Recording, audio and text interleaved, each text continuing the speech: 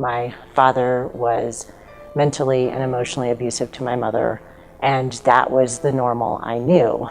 And when I found my first husband, I chose somebody just like my father. My life imploded 22 years ago with leaving an abusive marriage. I'm a 46-year-old college graduate, and I've never been married, and I do have 2 dogs.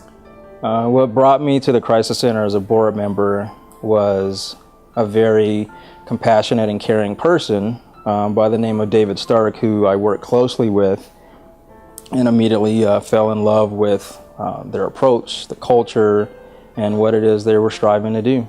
There were a few trigger points that made me aware that I needed to think about seriously getting away from that situation. Literally, locked doors. I was behind closed doors, couldn't get out. He would yell and scream and belittle me and tell me I was ruining the marriage and I had ruined his life and I was stupid and I was worthless. I can honestly say there were many, many red flags through the years and even while we were dating. And there were many trigger points. The verbal and emotional abuse was constant. The name calling was just incredible. The control, I had to dress a certain way, what he liked, cook what he wanted, the way he wanted.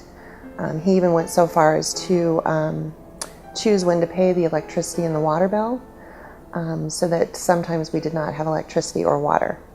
And that was his way of finding out if I really loved him and could I hang in there in a horrible situation. I was very aware of domestic violence prior to joining the board at the Crisis Center. I'm not sure many know, but I grew up in a domestic violence household at a very young age. Not to mention that I grew up in the South, where the culture is completely more accepted and not attuned to women's issues.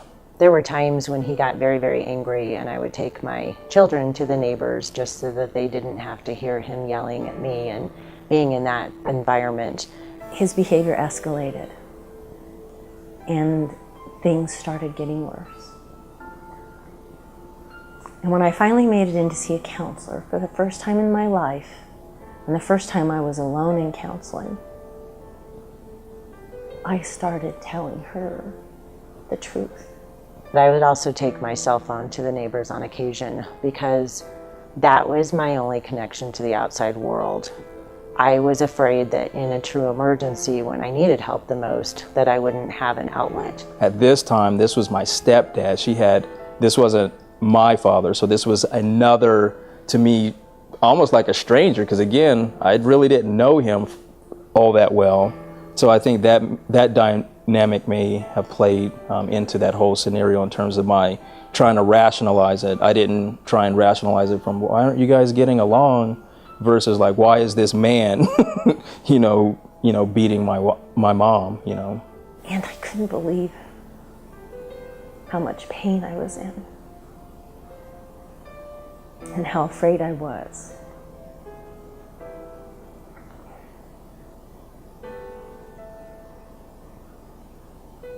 And she believed me.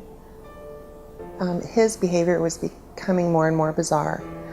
One night he thought that someone was going to come to the house to kill us, and he made me watch him load a shotgun, and he locked me in a closet, and he patrolled the house and his property for hours while I was in the closet.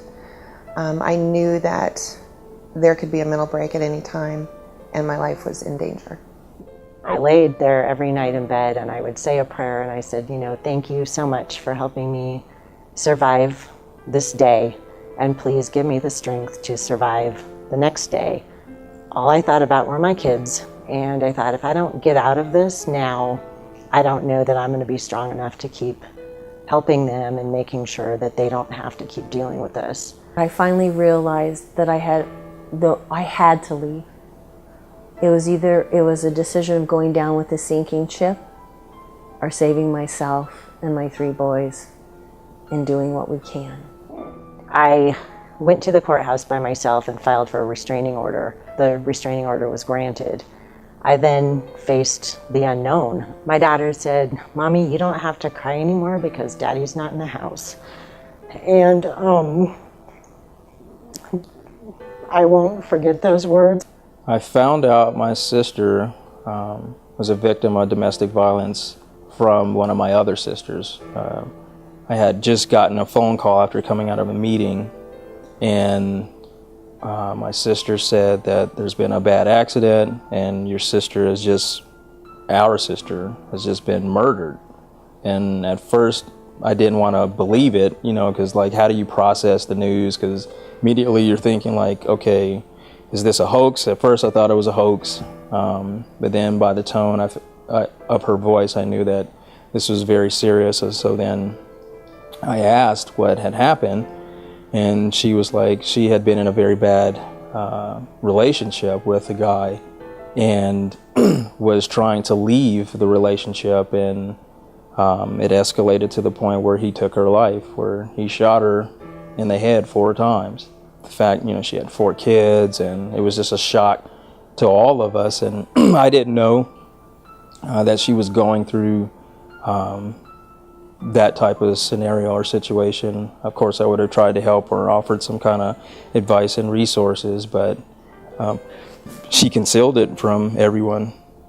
To describe where I am today, and to not be flippant, I'd have to almost describe it as a rebirthing experience.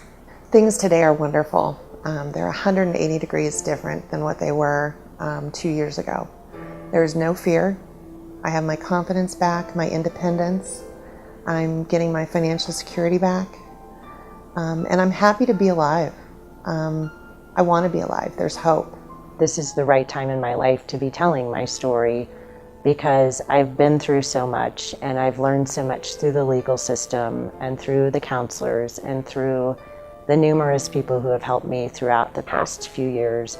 I'm strong enough, I'm confident enough now that I can tell my story in the hopes of helping somebody else and hope that they'll be inspired by a few things that I say.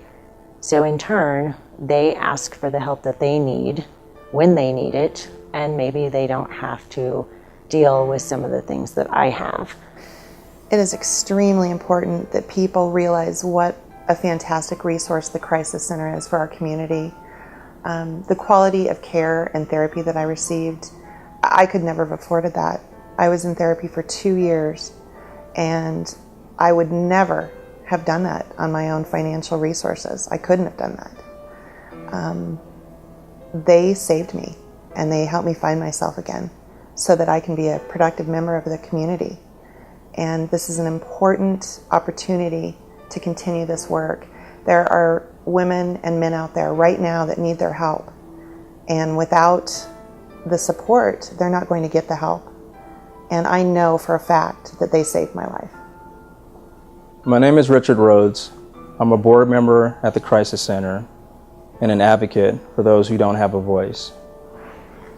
I'm asking for your financial support in helping the Crisis Center fill in the gap and be those for those who don't have a voice. Why don't you help me, my fellow board members, and the hardworking staff at the Crisis Center give a voice to those who don't have one? Thank you.